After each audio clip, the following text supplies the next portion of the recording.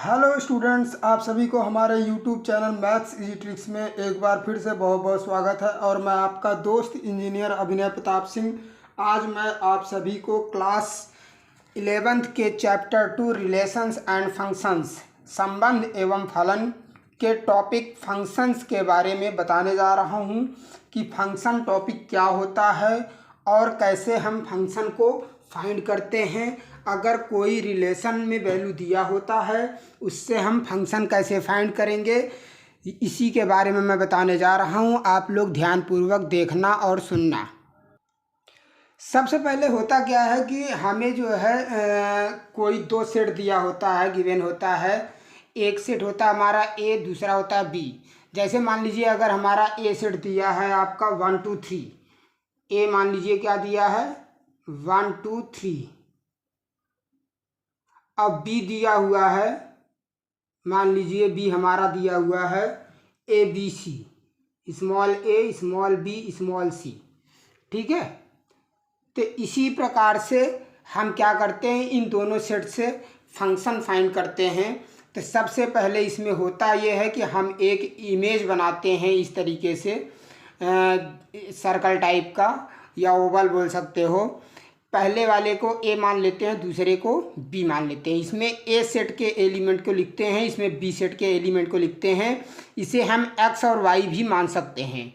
तो जो ए सेट के एलिमेंट होते हैं वो प्री इमेज बनते हैं और जो बी सेट में एलिमेंट होते हैं वो हमारे क्या होते हैं, इमेज होते हैं। ठीक है, तो उसके बाद इनका सेटअप तैयार करके फिर हम फंक्शन फाइंड करते हैं। कैसे करते हैं कि जैसे मान लीजिए कि ए में हमारे एलिमेंट्स हैं 1 2 3, बी में है small A small B small C. ठीक है, तो इसमें हम ये कह सकते हैं कि ए वाले एलिमेंट जो हैं उनसे हम, जैसे अगर रिमोट की बात करें कि अगर एक नंबर की बटन दबाते हैं तो इनपुट हो गया। इनपुट अगर हम एक नंबर की बटन दबा करके देते हैं तो आउटपुट हमारा ए आ रहा है। तो इसमें हमने आपको जो है रिलेशन में समझा रखा है अपने पिछले वीडियो में कि हम एक इनपुट बटन से एक आउटपुट प्राप्त कर सकते हैं और दो इनपुट बटन से भी एक आउटपुट प्राप्त कर सकते हैं। लेकिन कभी ऐसा नहीं करना है कि अगर दो इनपुट देने से लेकिन कभी आपको ऐसा नहीं करना है कि दो इनपुट देने से केवल एक आउटपुट प्राप्त हो, ऐसा कभी हो ही नहीं सकता। तो ऐसा ज़रूर हो सकता है कि एक इनपुट दिया तो एक आउटपुट मिला, ठीक है, फिर दूसरा इनपुट दिया तो फिर आउटपुट मिला एक दूसरा वाला। लेकिन कभी भी ऐसा नहीं होगा कि एक ही इनपुट से दो आउटपुट प्राप्त हो। तो आप सीधी सी बात में ये समझ लो कि आप एक इनपुट, दो इनपुट, तीन इनपुट, चाहे जितने से एक आउटपुट ला सकते हो। लेकिन यहाँ पर कभी भी ये नहीं हो सकता कि आप एक इनपुट से ही दो आउटपुट ला लो, ऐसा कभी नहीं होगा।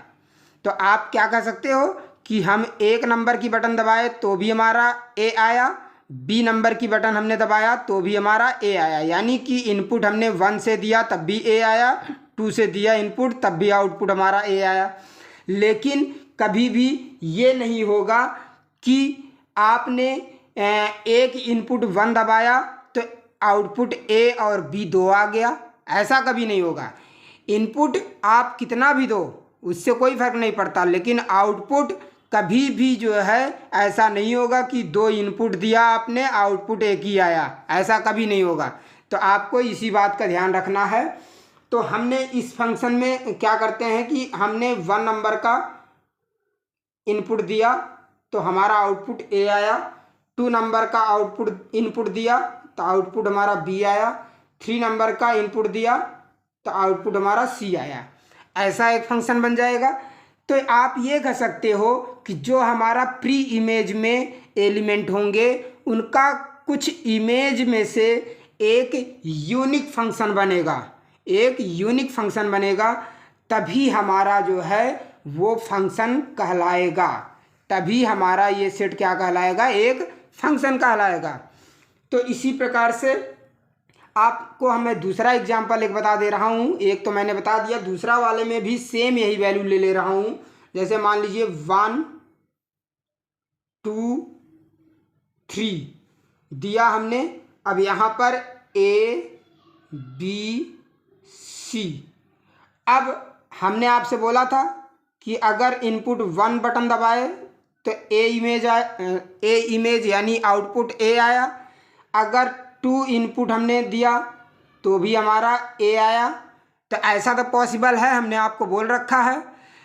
फिर उसके बाद 3 से हमारा इनपुट देने के बाद B आउटपुट आया, तो ये भी पॉसिबल है। ठीक है, तो इस प्रकार से भी हमारा फंक्शन बनेगा। तो ये हमारा क्या हो गए, फंक्शन है। ठीक है, तो अब आपको समझ में आ गया होगा कि फंक्शन को हम कैसे फाइंड करते हैं। ठीक है, तो हम लिख देते हैं कि the function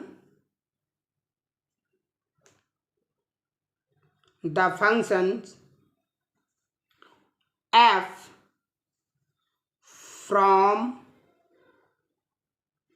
A to B, A से B चलता हुआ, ठीक है, इज डेनोटेड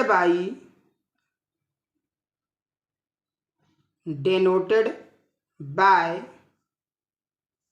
किससे, f from A to B। ठीक है, तो आपको फंक्शन समझ में आ गया होगा। इसी के बेसिस पे हम आप लोगों को कुछ एग्जांपल्स बता दे रहे हैं, जिससे आपका पूरा डाउट अच्छे से क्लियर हो जाएगा।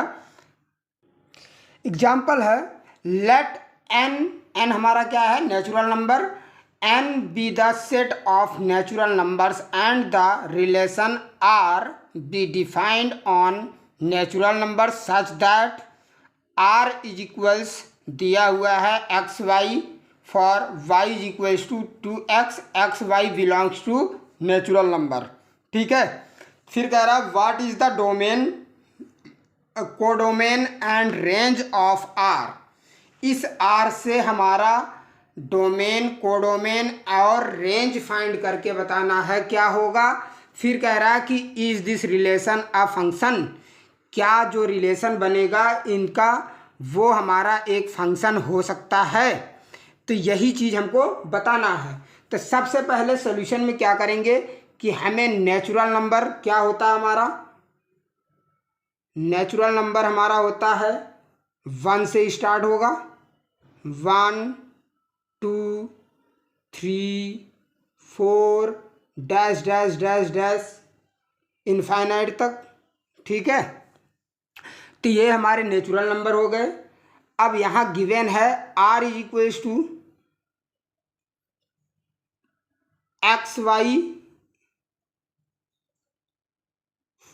From y is equals to 2x, फिर x y belongs to natural number. ठीक है, इसी के बेसिस पे हमें सॉल्व करना है। तो अब आप लोगों को मैं बता दूं, यहाँ पर क्या दिया हुआ है, मैंने रिलेशन में समझा रखा था, y is equals to 2x दिया है। तो यहाँ पर एक लाइन ऐसे खींच लीजिए और यहाँ लिख लीजिए y is equals to 2x।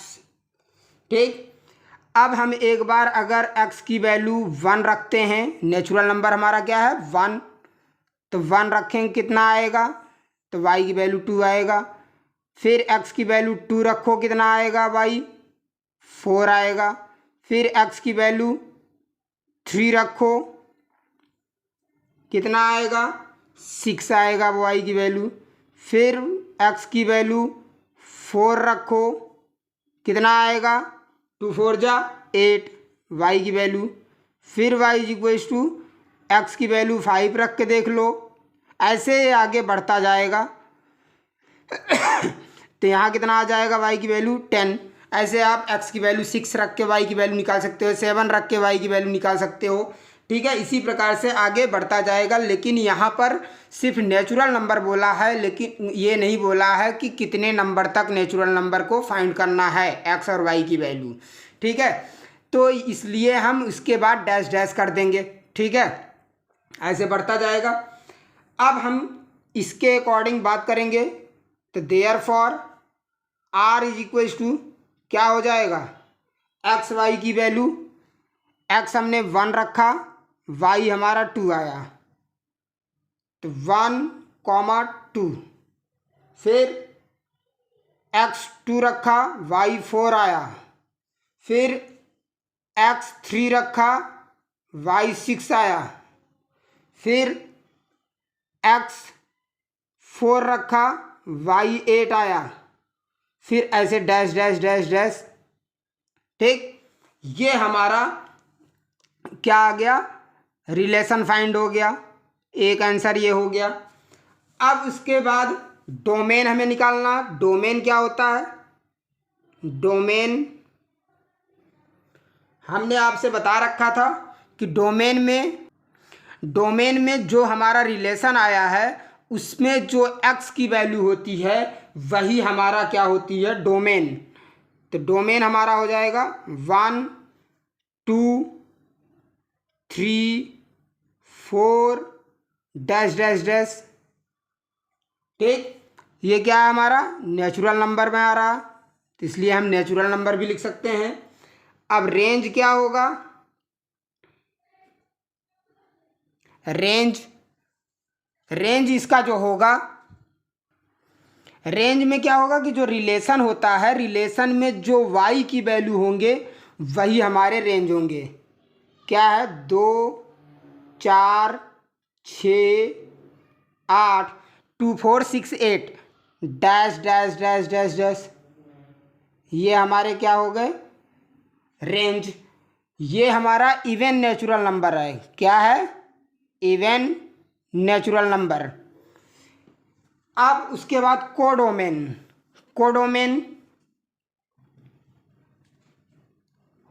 Codomain हम निकालेंगे। कोडोमेन में जो आपका यहाँ पर वैल्यू दिया हुआ है वो हमारे सारे, आप ये बोल सकते हो इसे ए मान लो, तो ए के जितने भी एलिमेंट्स होंगे वो सारे क्या होंगे, सॉरी इसे, यही नेचुरल नंबर हमारा ए भी है और हमारा बी भी है, तो बी के जितने भी एलिमेंट्स होंगे वो सब क्या होंगे, कोडोमेन। तो कोडोमेन में हमारा क्या हो जाएगा, 1 2 3 4 डैश डैश डैश। ये हमारा क्या है, नेचुरल नंबर। अब यहाँ तक हमने डोमेन, रेंज, कोडोमेन आपको बता दिया। इतना चीज़ तो हमने आपको अपने पिछले वीडियो रिलेशन में भी बता रखा है कि कैसे हम फाइंड करते हैं। रिलेशन निकालने के बाद हम डोमेन, रेंज, कोडोमेन कैसे फाइंड करते हैं। ठीक है, तो ये तो बहुत ईजी है। अब हमें फंक्शन फाइंड करना है कुछ इस तरीके से, इस रिलेशन से। ठीक है, तो वो अब मैं बताने जा रहा हूँ आप लोगों को। फंक्शन फाइंड करने के लिए हमने आपको बता रखा है कि ऐसे दो हम डायग्राम बनाते हैं ए और बी, जिसमें ए के एलिमेंट लिखते हैं और इसमें बी के एलिमेंट लिखते हैं। तो ए का एलिमेंट हमारा जितना एक्स की वैल्यू होगी वो सारे क्या होंगे, ए के एलिमेंट होंगे। तो ए का एलिमेंट हमारा है 1 2 3 4 dash dash dash dash, natural number है तो इसलिए हमने 1 2 3 4 के बाद डैश डैश लगा दिया। अब बी के एलिमेंट हमारे क्या हैं, जो हमने रेंज निकाला है वो सारे क्या हैं, रेंज हमारा क्या होता है कि जो रिलेशन आता है, रिलेशन में जितने वाई के वैल्यू होते हैं वो सब हमारे क्या होते हैं, रेंज होते हैं। तो यहाँ पर हम वाई के वैल्यू सारे रख देंगे। तो रेंज हमारा आया 2 4 6 8 डैश डैश डैश, तो हमने लिख दिया 2 4 6 8 डैश डैश डैश। ठीक, तो इवन नेचुरल नंबर हो गया। तो अब इनसे हम क्या करेंगे, फंक्शन फाइंड करेंगे। मान लीजिए हमने इनपुट 1 दिया तो आउटपुट हमारा क्या आया, 2 आया था। एक्स की वैल्यू हमने 1 रखा था तो वाई की वैल्यू हमारी कितनी आई थी, 2। फिर एक्स की वैल्यू हमने 2 रखा तो वाई की वैल्यू 4, 3 रखा 6, 4 रखा 8। तो ये हमारे क्या हुए कि जो ए के एलिमेंट हैं बी के एलिमेंट में इनका एक यूनिक एलिमेंट यूनिक फंक्शन बन रहा है। तो इसलिए ये हमारा क्या है, फंक्शन है। ठीक है, ये हमारा जो रिलेशन है किस फॉर्म में है, फंक्शन के फॉर्म में है। तो आप इसे लिख सकते हो therefore it is a function, it is a function. ठीक, अब इसके साथ ये पहला एग्जाम्पल आपका कंप्लीट हो गया। अब हम सेकंड एग्जाम्पल, एक एग्जाम्पल और आप लोगों को बताने जा रहे हैं। यहाँ पर आपका एग्जाम्पल है giving reasons whether it is a function और नॉट। यहाँ पर आपका रिलेशन दिया हुआ है, इसी रिलेशन से आपको क्या करना है, पता करना है कि ये फंक्शन है या नहीं है। ठीक है, तो इसके लिए हम क्या करेंगे, फिर यही प्रोसेस अपनाएंगे। पहले यहाँ ए,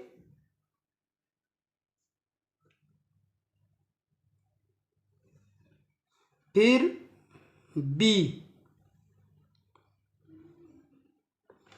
अब ए के अंदर हमारे जो होंगे एक्स के एलिमेंट होंगे, या ये बोल सकते हो कि एक्स वाले वैल्यू होंगे, और बी के अंदर हमारे वाई वाले वैल्यू होंगे।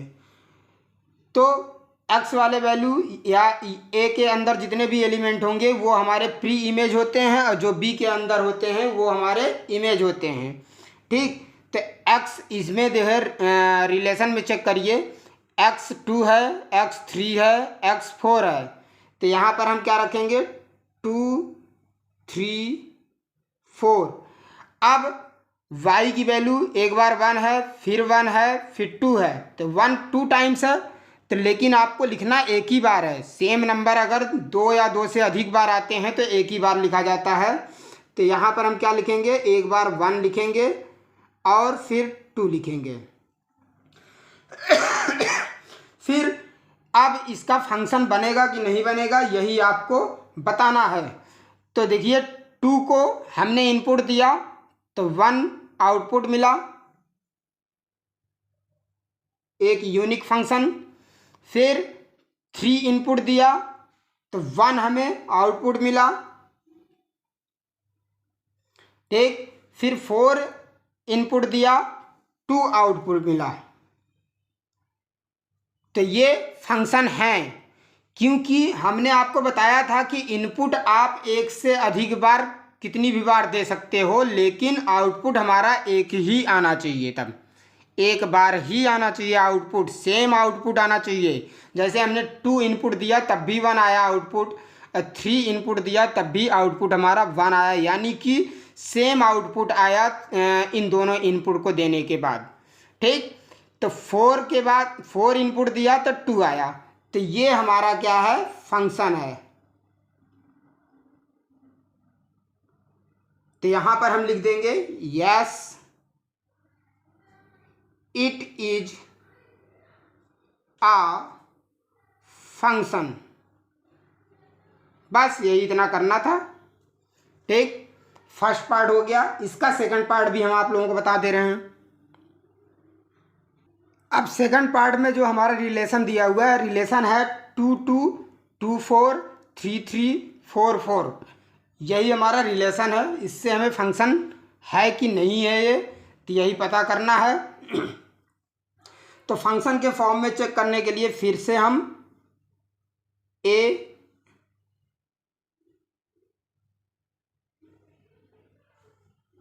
बी, ठीक, लिखेंगे। अब x की वैल्यू यहाँ पर पुट करेंगे और यहाँ पर y की वैल्यू। इस रिलेशन के अंदर x की वैल्यू जितनी है देख लीजिए, 2 2 3 4। तो 2 2 2 बार है तो इसलिए हम एक ही बार लिखेंगे। 3 4। अब y की वैल्यू 2 4 3 4। तो यहाँ पर लिखेंगे 2 3 सीरीज में लिखेंगे। फिर 4 2 टाइम्स है तो एक ही बार लिखा जाएगा। ठीक, अब इसका फंक्शन बनाइए। कह रहा है कि 2 इनपुट दिया तो आउटपुट भी 2 आया, फिर 2 इनपुट दिया तो 4 आउटपुट आया। हमने आपसे बोला था यहाँ पर ये फंक्शन नहीं बनेगा। क्यों नहीं बनेगा? क्योंकि हमने आपसे बोला था कि एक इनपुट से 2 अलग अलग आउटपुट कभी भी नहीं आने चाहिए, क्योंकि ये असंभव है। अगर 2 अलग अलग इनपुट से एक आउटपुट आता तब तो फंक्शन हो सकता था, लेकिन यहाँ पर एक इनपुट से 2 अलग अलग आउटपुट हैं, इसलिए ये फंक्शन नहीं होगा। फिर भी आगे कंप्लीट कर दे रहे हैं हम। अब 3 इनपुट दिया तो आउटपुट भी 3 आया, फिर 4 इनपुट दिया तो 4 आउटपुट आया, तो ये फंक्शन नहीं है। तो यहाँ पर हम लिखेंगे no it is not a function. ठीक है, अब तो आप लोगों का डाउट अच्छे से क्लियर हो गया होगा कि कैसे हम फंक्शन चेक करते हैं या कैसे फंक्शन को हम रिलेशन के थ्रू निकालते हैं कि ये फंक्शन है, रिलेशन फंक्शन के फॉर्म में है कि नहीं है। ठीक है, तो अब चलते हैं हम एक्सरसाइज 2.3 की तरफ। ये लास्ट एक्सरसाइज है इस चैप्टर का। तो आप लोगों को 1 2 क्वेश्चन 3 क्वेश्चन जितने भी हो सकता है मैं बता देता हूँ, और बाकी जो डाउट हो आप लोग हमसे पूछ सकते हो। अगर सॉल्व कर सकते हो तो खुद से ही सॉल्व करना, प्रैक्टिस करना, सारा का सारा डाउट अच्छे से क्लियर हो जाएगा। अब एक्सरसाइज 2.3 करने जा रहा हूँ। 2.3 का क्वेश्चन नंबर फर्स्ट है, which of the following relations are functions give reasons if it is a function determine its domain and range. इसमें कुछ 2-3 पार्ट दिए गए हैं। कह रहा है कि यहाँ पर जो रिलेशंस दिए गए हैं उनका जो है आपको वो फंक्शन है कि नहीं है ये चेक करना है, और फिर रीजन्स बताने हैं कि अगर जब फंक्शन होगा वो रिलेशन तो उसका डोमेन और रेंज भी फाइंड करके आपको दिखाना होगा। ठीक है, तो ये तो बहुत इजी है, ये भी कुछ नहीं है। तो इसका सॉल्यूशन करने जा रहा हूँ। सबसे पहले हम क्या करेंगे, ए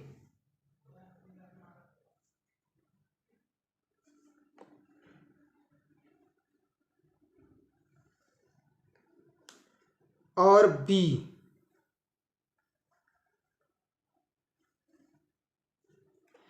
ठीक, यहाँ पर x की वैल्यू होगी, रिलेशन ये दिया हुआ है, इस रिलेशन में x की वैल्यू जो होगी यहाँ पुट करेंगे, y की वैल्यू यहाँ पुट करेंगे। ठीक, x क्या है 2 5 8 11 14 17, तो आप यहाँ क्या लिखोगे 2 5 8 11 14 17। अब y की वैल्यू कितना दे रखा है 1 1 1 1 1 1, सारे के सारे 1 हैं, तो इसलिए हम एक बार केवल 1 लिखेंगे। ठीक, अब आप इसका फंक्शन बनाओ है कि नहीं है। तो यहाँ पर 2 इनपुट दिया, 1 आउटपुट, 5 फिर 1 आउटपुट, 8 इनपुट दिया, 1 आउटपुट, 11 इनपुट दिया, 1 आउटपुट, 14 दिया, 1 आउटपुट, 17 दिया, 1 आउटपुट। ठीक, कुल मिला के ये आप बोल सकते हो कि यहाँ पर जो हमारा एक्स के एलिमेंट हैं, या ये बोल सकते हो यहाँ पर जो प्री इमेज के एलिमेंट हैं इनका एक यूनिक फंक्शन बन रहा है, इसलिए ये हमारा क्या होगा फंक्शन होगा। क्योंकि यहाँ पर हमने आपको बता रखा है कि इनपुट आप चाहे जितना बदल बदल के दीजिए, लेकिन अगर आउटपुट सबका एक ही आ रहा है, सेम आ रहा है आउटपुट सबका, तो वो हमारा फंक्शन के फॉर्म में होगा। तो ये हमारा क्या हो गया फंक्शन हो गया। तो यहाँ पर हम लिखेंगे yes it is a function.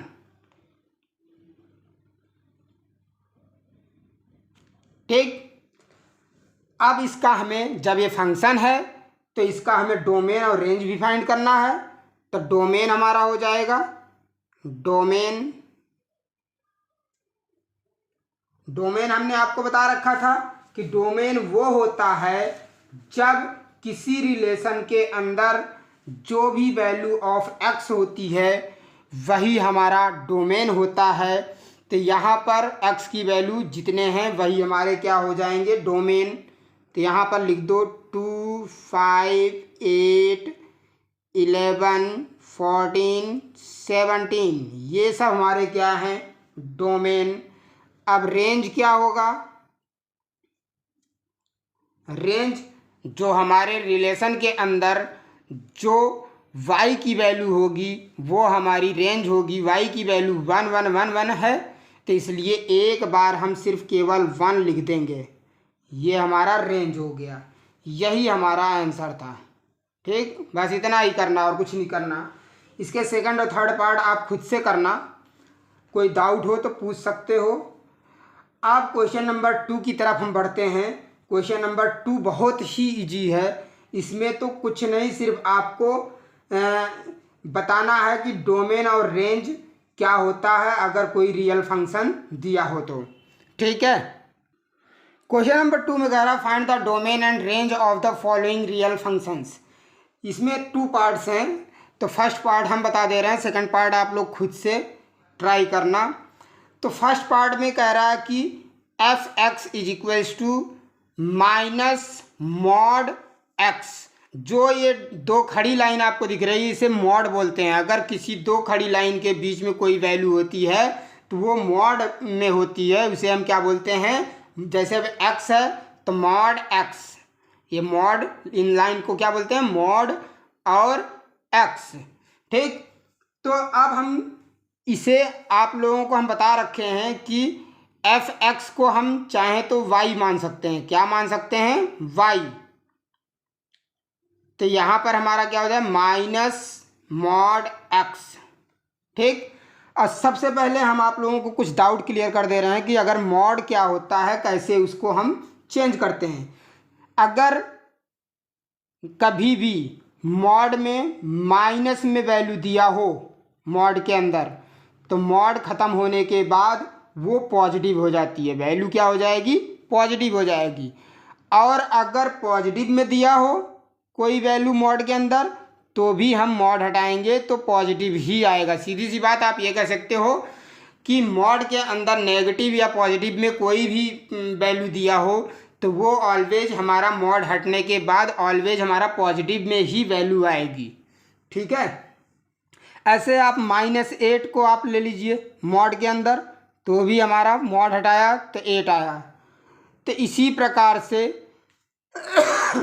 अगर मान लीजिए कभी माइनस बाहर लगा हो मॉड से और माइनस अंदर भी हो, तब हमारा क्या होगा, तो ये माइनस तो ऐसे ही रहेगा, लेकिन मॉड के अंदर वाला माइनस पॉजिटिव हो जाएगा तो -3 आएगा। अब अगर मान लीजिए कभी ऐसा दिया हो माइनस और मॉड के अंदर 2, तो भी माइनस हमारा बाहर रहेगा ही। अब मॉड के अंदर 2 पॉजिटिव में है, बाहर निकलेगा तब भी पॉजिटिव होगा, नेगेटिव होता तब भी बाहर निकल के पॉजिटिव ही होता, तो -2 होगा।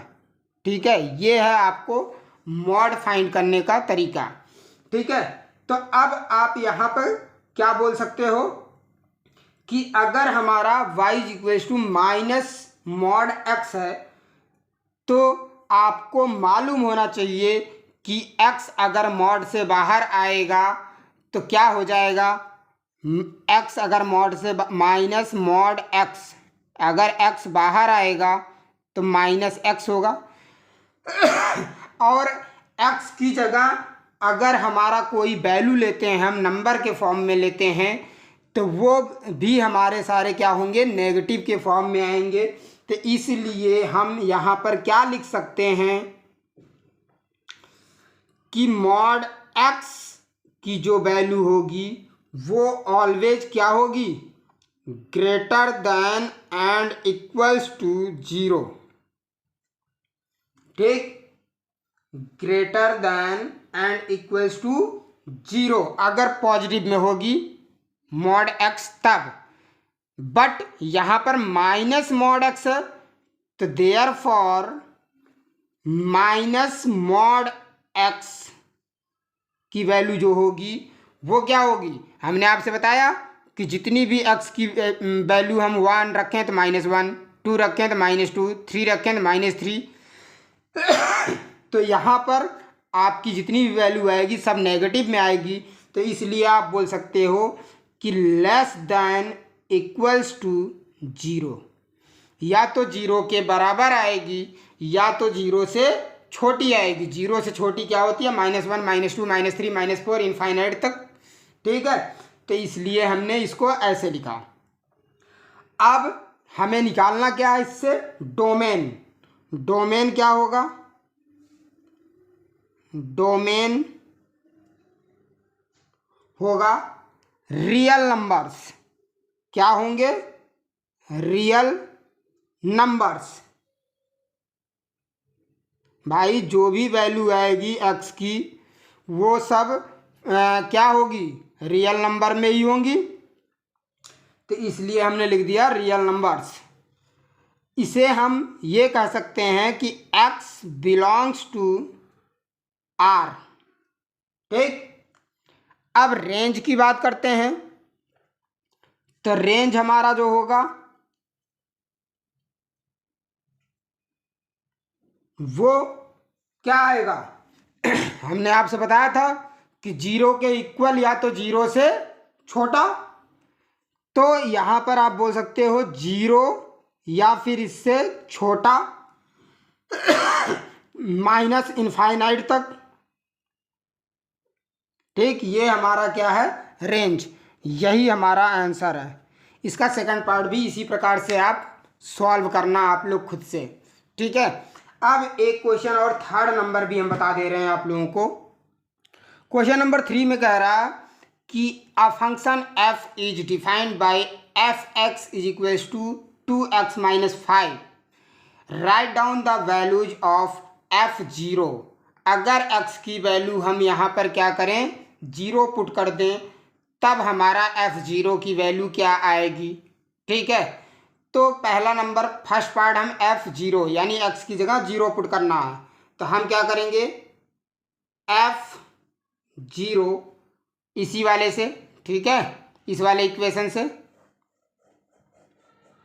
अब is equals to 2 into x की वैल्यू 0 माइनस 5, तो f0 इज इक्वल्स टू क्या आ जाएगा, 2 0 जा 0 माइनस 5, तो f0 इज इक्वल्स टू क्या हो जाएगा, -5।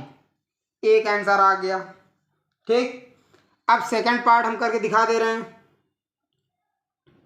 सेकंड पार्ट में कह रहा है f7, x की वैल्यू कितनी पुट करनी है, अब 7, तो f7 is equals to 2 into 7 minus 5, तो f7 इज इक्वल्स टू क्या हो जाएगा, 2 7 जा 14 माइनस 5, तो f7 इज इक्वल्स टू क्या हो जाएगा, 9। 14 में से 5 निकाल तो कितना बचेगा, 9। एक सेकंड आंसर आ गया। अब थर्ड पार्ट भी, एक पार्ट और है थर्ड, ये भी बता दे रहा हूं आप लोगों को। तो थर्ड पार्ट में क्या करते हैं, f-3 दिया हुआ है, तो therefore f-3 is equals to 2 into -3 फिर -5, फिर f-3 इज इक्वल्स टू 2 3 जा 6, लेकिन माइनस का आएगा, फिर -5, तो f-3 इज इक्वल्स टू कितना हो जाए, माइनस माइनस प्लस 6 5 11, लेकिन माइनस का साइन आएगा, तो एक आंसर ये भी हो गया। तो बहुत ईजी है। तो अब आप लोग जो है बाकी के क्वेश्चन खुद से सॉल्व करने की प्रैक्टिस करना। अगर कोई डाउट हो तो कमेंट सेक्शन में जाकर के कमेंट करना। तो इसी के साथ ये चैप्टर फिनिश होता है। अब इसमें कोई भी एक्सरसाइज बाकी नहीं है और कोई भी बेसिक कॉन्सेप्ट बाकी नहीं है। सब कुछ हमने अपने तीनों वीडियो में बता रखा है।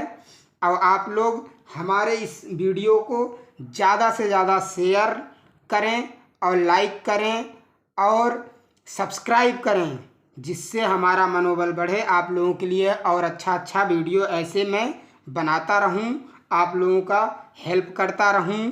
धन्यवाद, थैंक यू।